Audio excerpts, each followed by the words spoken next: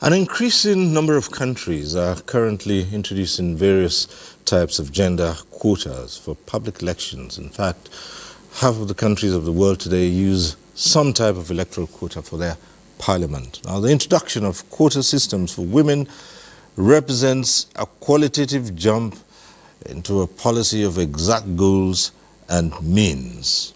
Now, the hope for a dramatic increase in women's representation by using this system is strong. But what are quotas?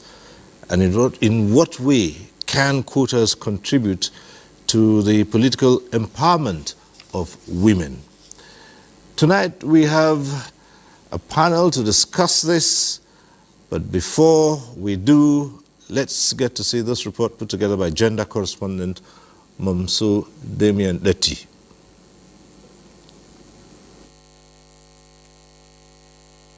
We have to recognize that girls and women are a gift.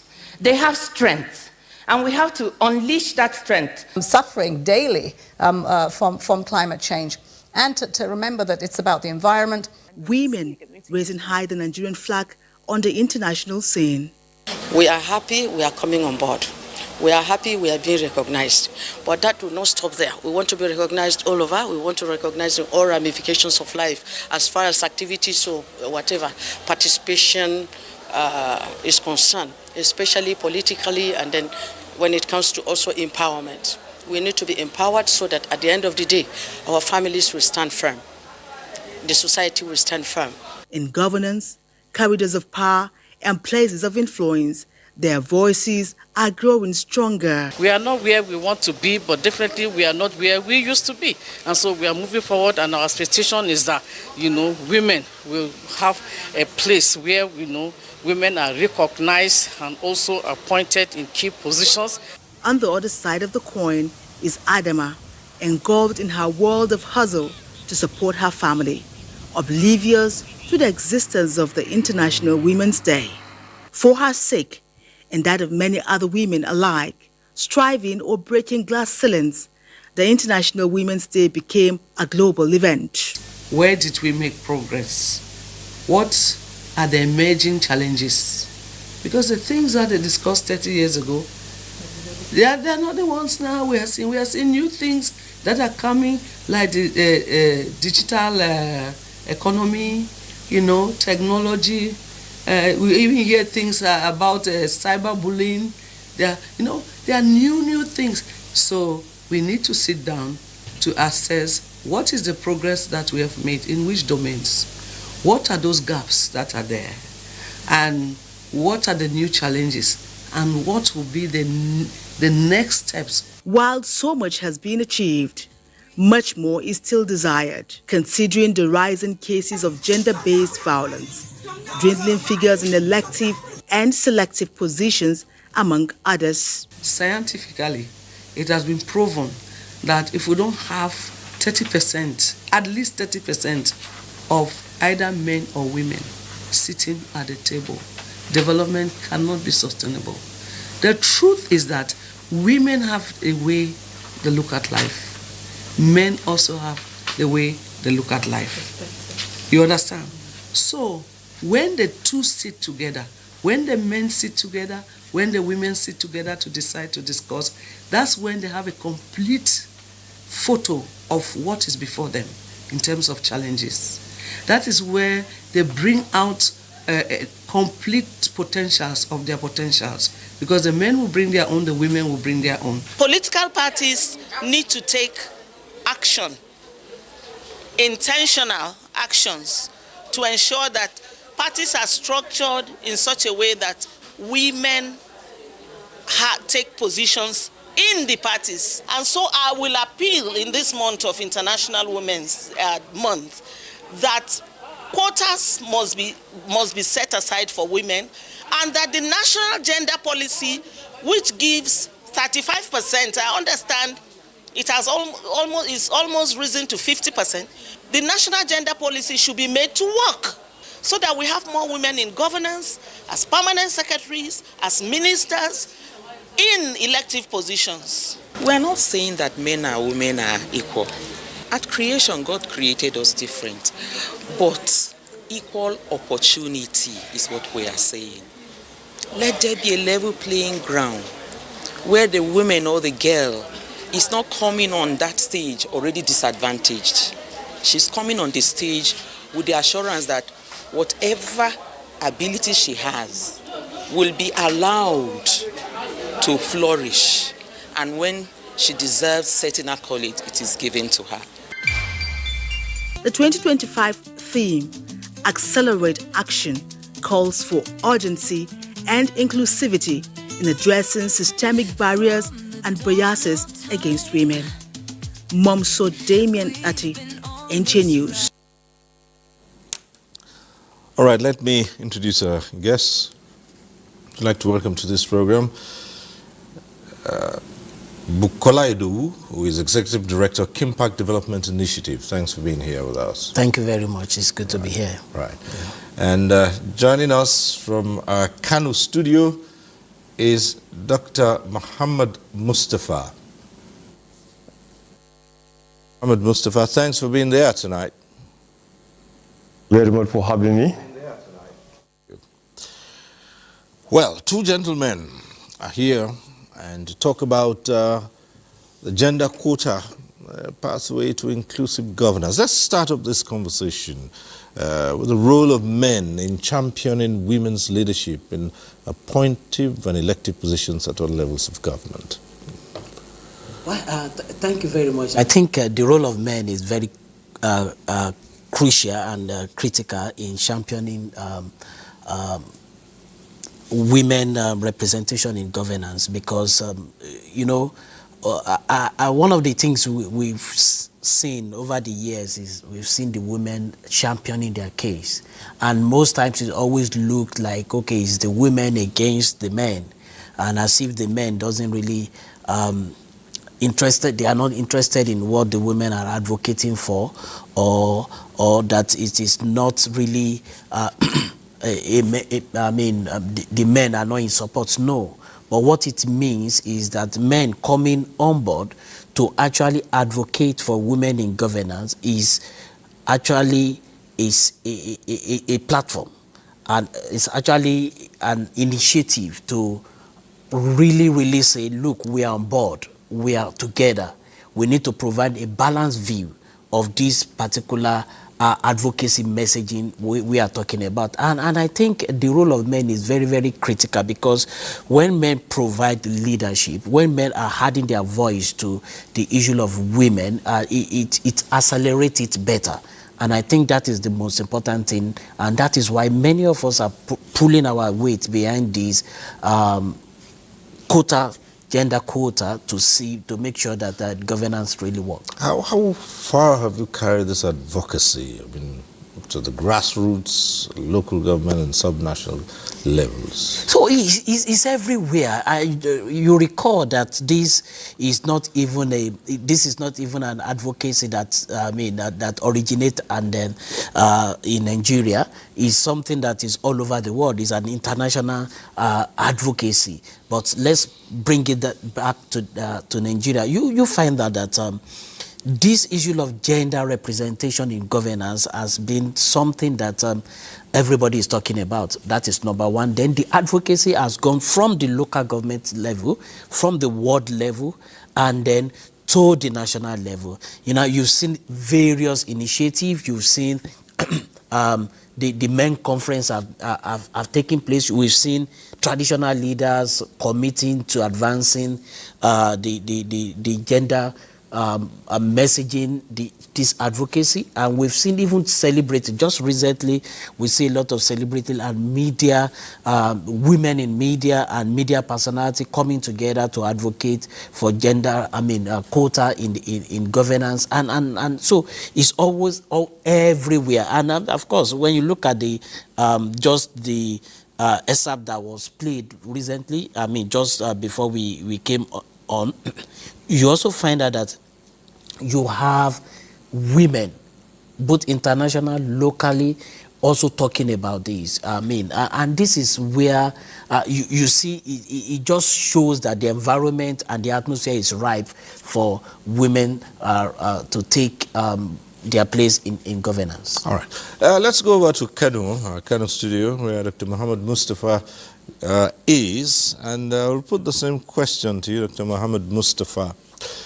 Let's share your views first about the question of quotas, and again, the role of men in pushing for more representation, a fairer representation of women, either in appointive and particularly in elective positions. Dr. Muhammad Mustafa.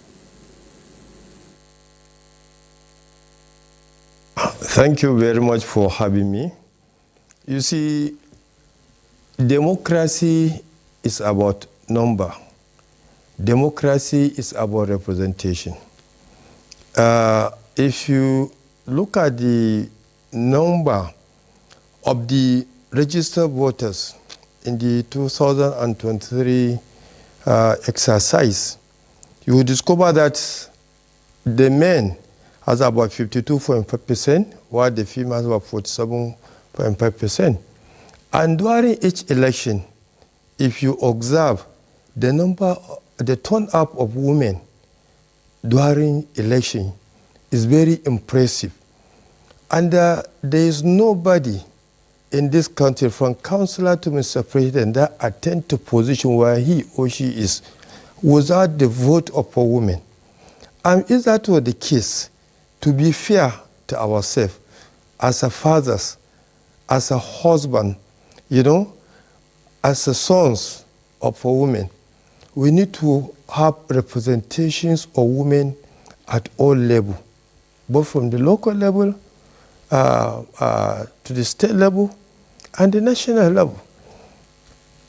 Now, take for example, the number of women in the Senate and the number of women in the House of Representatives is alarming. For Senate, you have only 4 women out of 109.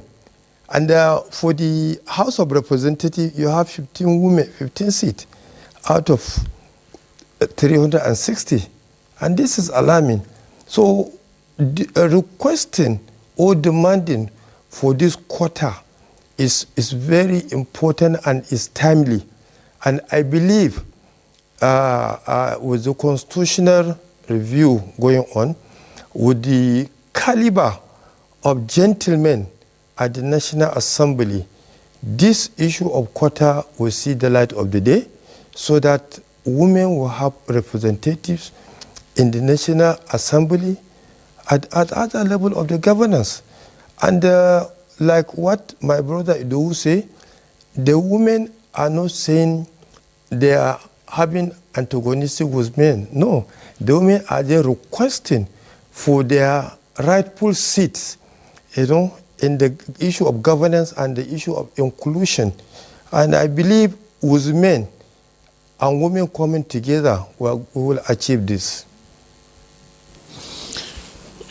Well, the bill which is seeking to provide special seats for women with national and state assemblies is up in the House of Representatives. And unfortunately, in past assemblies, this attempt fell flat on its face. What are the things you think should be done this time around to ensure that all are carried on board and that this goes through, particularly when it goes to the states, the subnationals, because this is where you now meet the people. You come face to face with customs, traditions, and other such factors that have stood in the way of women being in appreciable numbers in governance. Thank you. I think the first thing to really talk about is that this bill is not a special seat at all. It's just a bill attempting to create extra seat, because the word special, you know, there is this connotation, connotation that it looks like, oh, they are going to create a special set of women to come into the National Assembly. I mean, the special wasn't referring to the women, it was referring to the seats. And seeing that it's a temporary arrangement. It's a temporary arrangement, an extra seat for temporary, a temporary measure to actually bridge the gap. And I think Dr. Mustafa nailed it on the head when it was giving us those data. Out of 109, you only have 4 women. What percentage is that? Out of 360, you only have 16. Then you go to the State House of Assembly, you have 991 seats. You only have 54 women. So you notice that the percentage is very, very low. In fact, the International Parliamentary Union, recently said Nigeria is not doing well when it comes to gender representation. So when you look at that, what we are now looking at as a temporary measure to bring in more women on the table so that this legislation can have a balanced view. Now, and this is just to solve the issue at the elective offices. For the appointive offices, at least the executive, the president, the governors, they are doing well. They are doing their best, which we feel can be increased. Are they really? Yes, because even if you look at the number of women in appointive positions, it falls far short of the desired. Very short. But it's actually a step further from where we have been coming from, and that is why I said it can be better, it can be increased. And with this, you know, they only have that power to do that. But for the elective, you know, what we are now saying is that for the Senate, for the Senate, we're just looking at, okay, fine, the bill is actually saying, hey, an extra seat will be created for women, 1 per state. So what if this came through? You are likely going to have 37 more women, including the FCT, 37 more women in the Senate. And then that shows that you have more women, and then you can have more, a balanced view in terms of legislation, and then you have more representation. Then at this House of Rep, the same thing. And then at the state level, State House of Assembly, then you have 3, 1 representing each of the senatorial zone. Then you have more women. In total, if this bill is being passed by the National Assembly, in total, the National Assembly will have made history by creating extra seats for that will be totaling 184 for women. You know, both at the state and the national level, unprecedented, which has never happened in this country before. And the 10th Assembly is about to make that history. It's about to make that history happen. So, but what do we need to do is about education. We need to understand what this bill is about and the benefit. You see, we are losing. In fact, the UNDP, you know, United Nations Development Program, released a report some time ago, and they said the sub-Sahara Africa, we are losing $75 billion because there is gender parity, because there is no gender equality in terms of governance and in terms of administration. And look at that. So when we scale it down, you now imagine the amount in billions of dollars Nigeria is actually losing. So what it means is that there is going to be balance. And like he said, you know, democracy is about the people, not about a particular gender. And the people include the women, the men, the youth, the person with disability. So if democracy is about the people, it's about time to now have that representation. And again, it also shows that, look, when you bring women on board, for instance, I used to mention, you know, and it was just a known fact. Anybody can just fact check this. You know, during COVID 2020, now, it was highlighted that the country that managed COVID very well with excellence and then that contained it very well are countries that are being led by women as at 2020. that shows their ability to manage. And we have seen tremendous impact women are bringing on board. We just saw Madam Amina, we just saw Okonjo-Iweala. We have, the talent is there in Nigeria, the brains are there, the potential are there, and then we need to just bring it on board. Now, if you now look at the economic side, from the corporate side, you find out that the women are doing well. Look at most of the banks today. You find like about 40% of the banks today are being managed by women.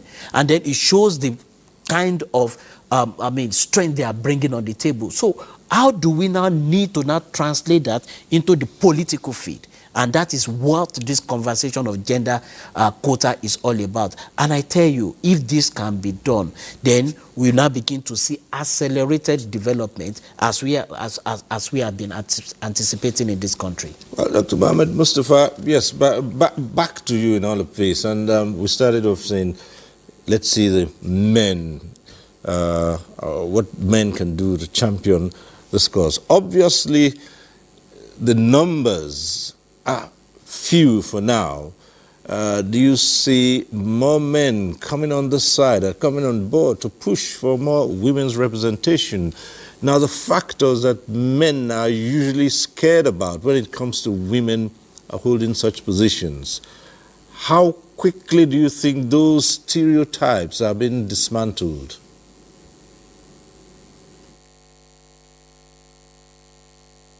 You see, if you remember, Nigeria is a signatory to many conventions, many protocols, and many committed itself to many international treaties. And it has been domesticated in Nigeria, but following it is very difficult. Now, coming back to your question, let me give you an example. In Kano, in 2011 and 2019, we implemented a series of activities and projects in promoting women political participation and inclusion governance. And what the strategy, we engage traditional rulers, we engage religious leaders, both Christian and Muslim, over 100 of them.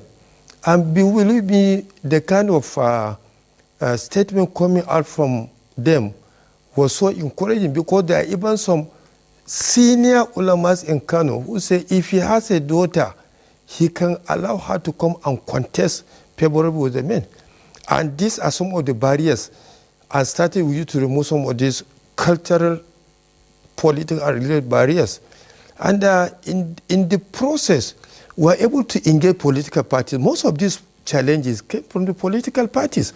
Most of the political, despite the high-level advocacy we did in Kano, engaging all the political parties in 2011 and 2019, but most of the big political parties denied the women opportunity to contest, even though they contested for the primaries, but they were not allowed. Then we encouraged the women to go for the smaller parties, which gave them the ticket.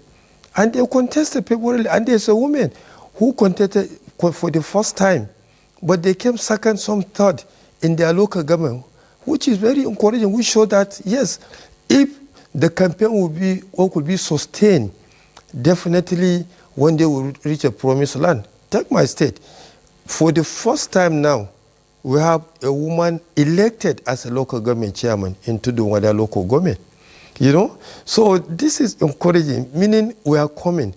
And there are some of us, the men, who are he or she, who are supporting this women political participation and inclusion.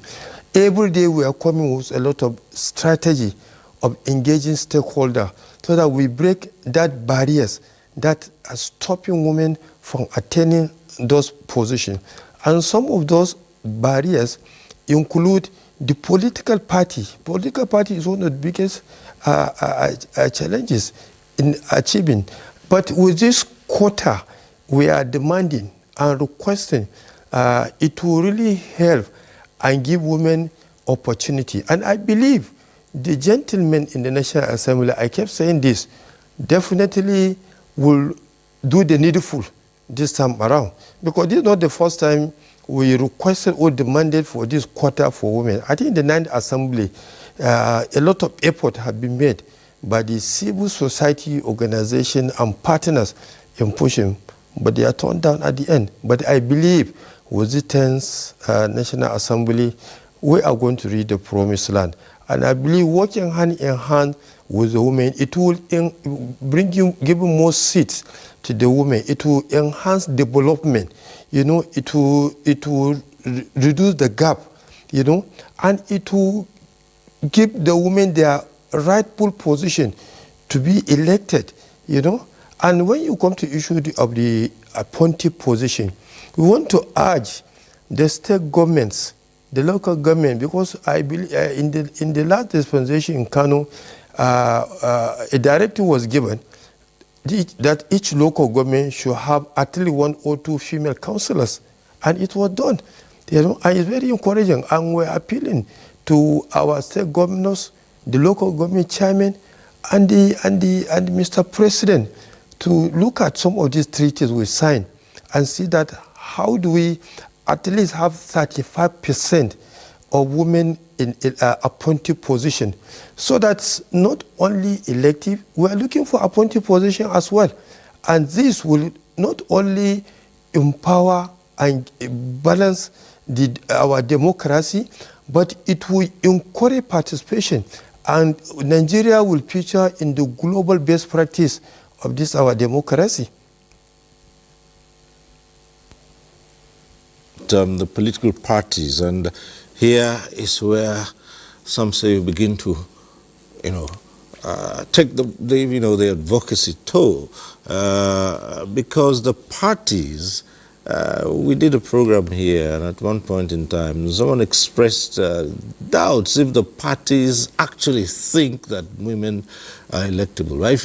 It cuts across all the parties, even the big ones, where all they do is provide certain positions, certain positions to women, as just a token, and not allow them to take over. And we were asking, when will the parties begin to consider electing women as their national chairman, national secretaries, and all that? So how much of this advocacy you take into the political parties themselves?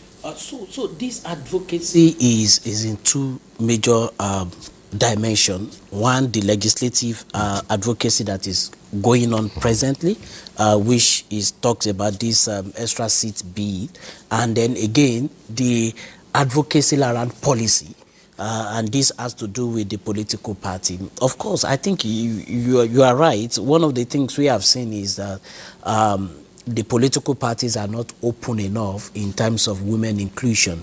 And then in fact, one of the things we have done recently was to look at all the political party national ESCOs, and then you find out that in some political party, out of the 19, in some of the political party, they did not even have any woman representation at all. Then in some that have, they only have as the woman leader, which of course some school of thoughts have seen as a form of tokenism, and it's just not that. But when I talked about the policy advocacy, is that look, political party also may need to look into their gender policy. They need to look into their constitution. Just imagine political party coming on board and say, oh, now if you have a national chairman, the vice chairman should be a woman, or the national secretary should be a woman. And then when you have such particular thing, one of the things you are doing is that you are opening up the space.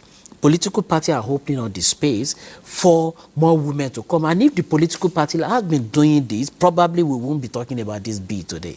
Now, but if they can open that place up politically, at the political party level, is very, very key. They need to do that, not only as in terms of their ESCOs, we are also talking about in terms of even the delegates.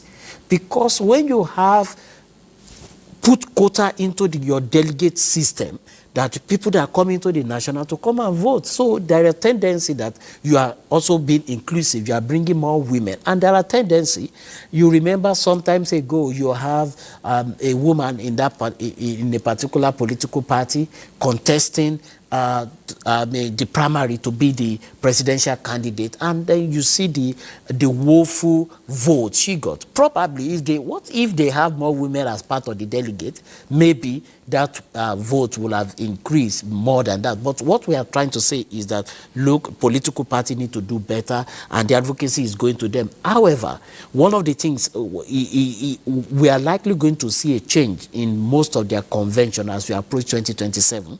Now, why am I saying that? Because when you look at this bill, now, if this bill is being debated, and as we have seen the traction at the House of Representatives, one of the things it's telling me is that everybody that were discussing this bill at the House of Representatives, giving it a nod, belong to one or two political parties. All of them belong to political party, because in Nigeria we don't have independent candidacy. So it shows that there is a synergy. It shows that, look, why the legislator are in sync with this bill. It also shows that, look, it's like they are like the representation of their political party, and that is what it really means. So one of the things we just feel could happen, and it should be going simultaneously, as this is going on at the National Assembly, at the 10th Assembly, the political party should also begin to look into their gender policy, into their constitution, to accommodate more women. And that is one way we can have an inclusive society. Now, it's been said that, look, you see, everything is about balance. You know, God created male and female. It's about balance. So when I'm sitting on a chair now, and I'm sitting comfortably because there is a balance. It has the 4 leg. The camera is looking at me, is sitting on the tripod that have the 3 leg on the balance. So when you have that balance in the governance, in political party, we move far. We move further. Development happen faster, and that is one of the things we are looking at. I think one of the excerpts, somebody said, look, there is a way women look at life, and there is a way men look at life. So both of them coming together in political party, in elective position, in appointive position, in the legislative houses, in the executive arm of government, at the state level, all of them coming with a balanced view, then we are likely going to begin to see accelerated development. And I think this is very key. All right. Well, speaking of having a balanced view, let me return to Dr. Muhammad Mustafa.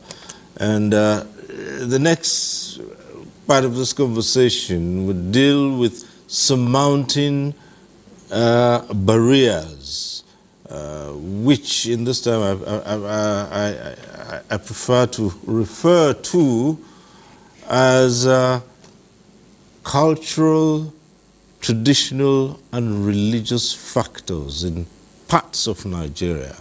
How do we surmount those?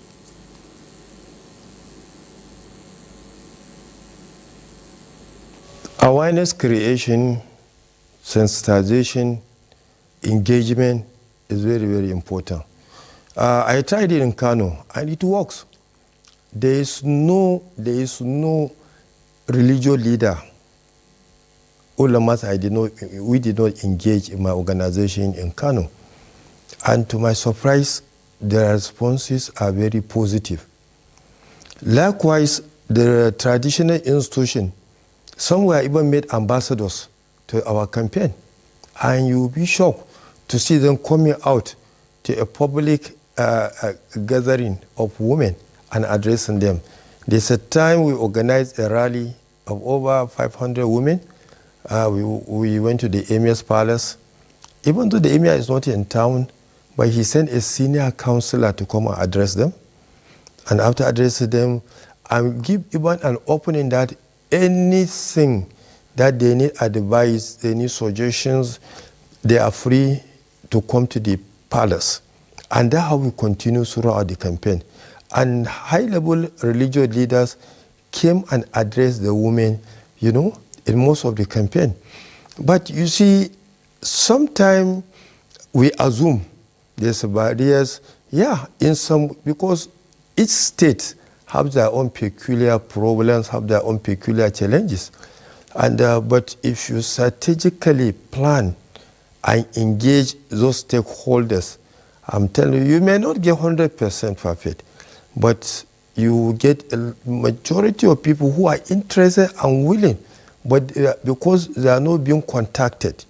Now, creating this quota seat for women will not only enhance women inclusion and political participation, but it will reduce the gender imbalance in our political life. Take for example now, we have almost over 150 different committees at the National Assembly, but more than half of those committees, there's no women representatives in those committees. There's no women in those committees. Where are the women? When you have 4 women here, you have 14 women there. How will they cover all the committees? So reducing that gender imbalance is through this first advocacy we're doing of getting a quota seat for the women at the National Assembly. And I believe coming back home, this campaign should not only be continue at National Assembly in Abuja, but here we are also engaging our representatives, both Senate and Reps. What are you doing? What are you know, when you are contesting, majority of people who voted you are women. Now it's time to pay back. Now it's time for us to see you standing up at the chamber or at the gallery, making input about supporting women. So I urge our partners who are pushing for this quota, whom we are working to, not relenting only at the National Assembly, but let them come back home, let team up together at front line, at the grassroots level, start talking to our representatives here, you know. So before you even go to national, we already meet them, we discuss, and we will be watching to see what are your role. If you did not do the right thing, you come back, the women are watching you, they have the vote, you know. About 47% of the voters are women, you know, and you will not joke with that number of women in this country. And like I always said, I believe our representative at the National Assembly are gentlemen, and I believe they have wives at home. I believe they have daughters at home. I believe mothers are the one who born them. And looking at these 3 pillars, I believe they will do the needful and create these quotas for women representation in National Assembly and other tiers of government as well. Right, we have a call coming through. This one is from Olabori, who's calling in from Lagos. Hello. Good evening. Yes.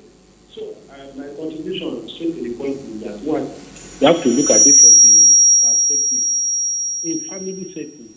How many families used to build confidence in their daughter to lead at home? Because if you really want participation, you have to, as a parent, project your daughter to give them confidence that they are a leader, that are assigning a task to them to lead the family in 1 or 2 tasks. And by so doing, you are making them to have self-confidence that they can do something to lead the family, giving them a day, giving them a task, giving confidence in them. That's number 1. Number 2 is that if that confidence starts from the family, it goes to religion.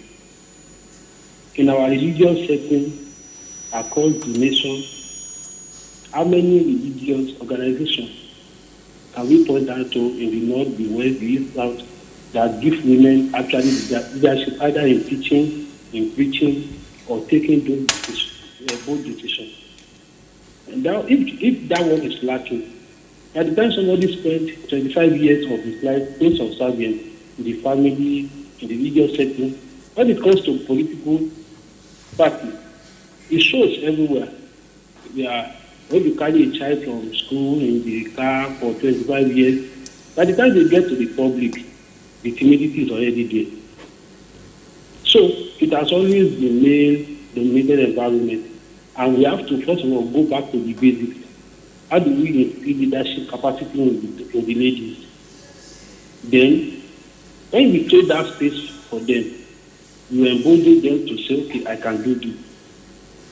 So when it comes to political parties, when people are seeking for power, it is not emotional. Nobody will sit down and say, okay, I don't want the best for myself. Everybody wants that power to fend for themselves. So when we are saying that political parties should seek power to ladies, women of this, you can see it will be very hard to work, especially in Africa, because people have targets from day one. I want to be a governor. You cannot now get to that epic center. Somebody said to go and sit down for a woman. I think for the purpose of time, I will stop there. But we have to start from way back. Family, religion, school, before you come to the larger society. That's my little contribution tonight. Thank you very much. All right, thank you very much. Olabode from Lagos. At this point, we'll take this message. All right. Back here in the studio, and we have Bukola Edo, Executive Director, Kimpact Development Initiative. And we're considering the push to have better women's representation in both appointive and elective positions, and trying to get to understand the gender quota. And some might just ask that, well, it's all right, well, it's okay to have a gender quota, but on a general scale, what does it do to the principles of liberal democracy? Is that a violation? Yes, well, we need this to bring a balance, as you said, but is it in any way violating the principle of a liberal democracy, Fred? No, I don't think so. It's not. It's not a violation of liberal democracy at all, because as it is, one thing we need to first of all understand is the electoral system Nigeria is practicing, and which is called the first past the post. It's just simply, in a simple term, plurality, majority carry the votes, and that is what it means. And that has been what people have even said, look, this is not representative enough. So for instance now, you see, in some other countries where things have worked, it shows that, look, the representation, for instance now, you see, people get seats in the parliament based on the proportion they get at the votes. So that is representation, that is the representative aspect of the vote. But in our case, we do first past the post, which is simple majority. So which means if the opposition have 40% and you have 60%, the 40% of the opposition is not counted at all. Right. You just go right there. However, some have argued that is not representative enough.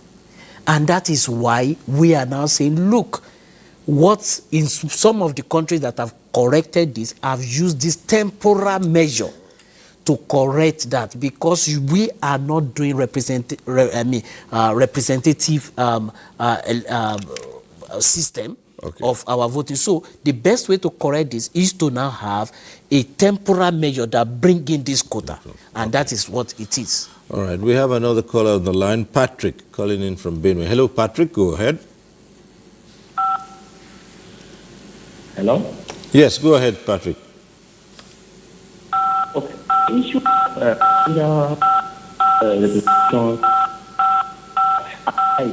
it looks simple, but when it comes to practical terms, it will be difficult to achieve, in the sense that which situation like woman or political party put that out and to face arguments like a woman to lead or the position of I'm afraid, Patrick, your line isn't very clear. I will find it extremely difficult to hear you and understand what you're saying. It's not. Just as analyzed, it looks so simple. So that is it. Because no political party would like to lose an election when it knows fully well that the competitor or is either a man who, when it faces the woman, will eventually lose or will not be able to get. The area where we see that. Oh dear. I'm so sorry, Patrick. At some point we thought we could get you, but line wasn't too clean and there's a lot of interference there, so you might want to call back and lend your voice to the discussion here. Now let's get back to our Kano studio. Dr. Mohammed Mustafa, as we begin to wind down on this program, what are the key issues you think should be focusing on? As they say, change is the most difficult thing to adopt, and as we push forward to getting this temporary measure to take root so that more women can be in governance, what are the key areas you think we should be watching out for in changing attitudes?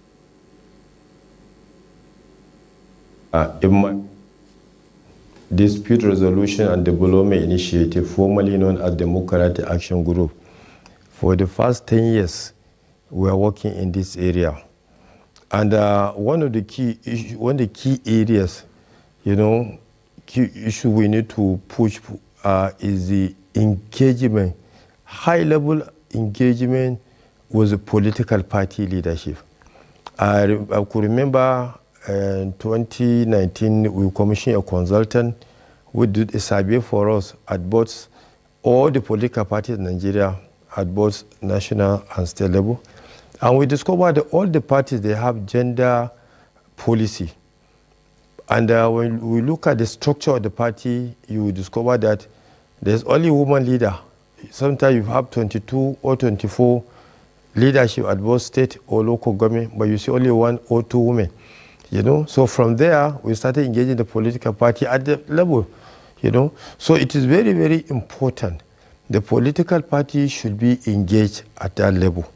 That's one of the key areas. The second thing is for our women who are interested in contesting. I always say this, that you need to participate actively in the political party affairs in your constituency.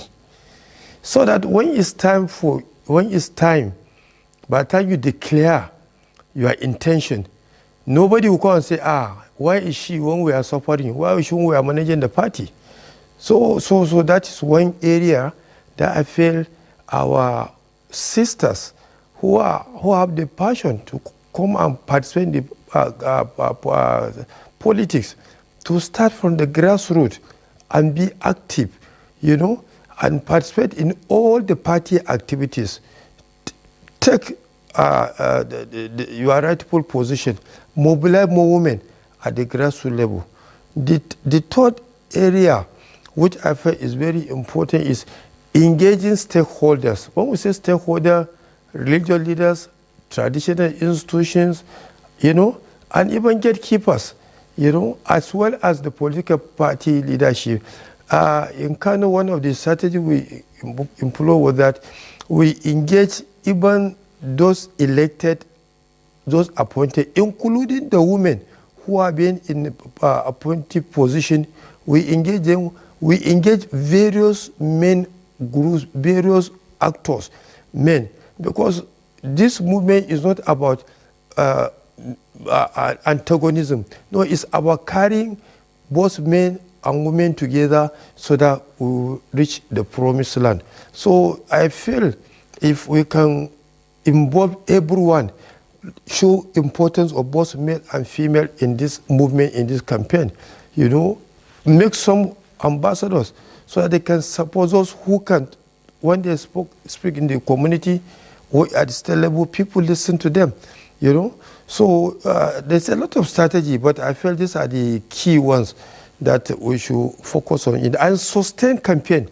Most of the time we start campaigning, you know, we start engagement, but as time goes, the campaign will not be sustained, you know. So sustainable campaign is very, at both national, subnational, state and local government is very, very important.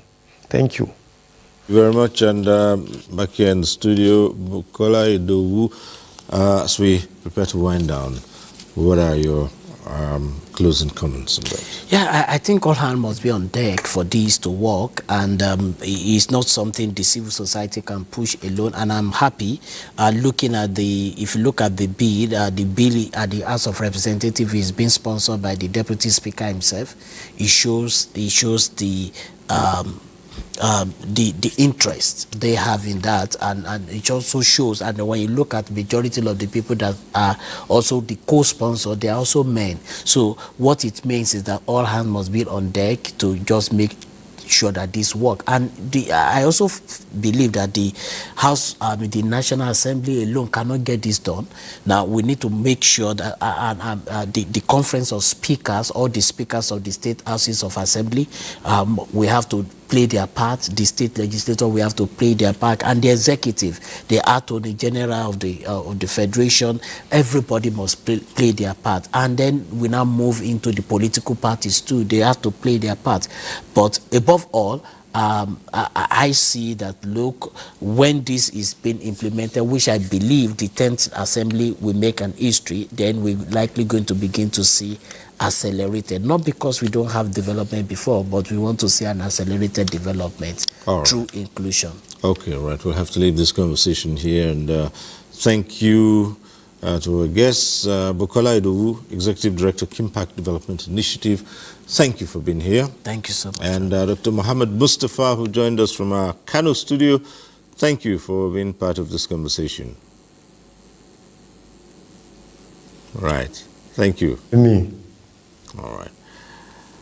And that's our program. We thank you for watching. Next week, we'll be back with NTA Tuesday Live. I'm Cyril Stover. Bye for now.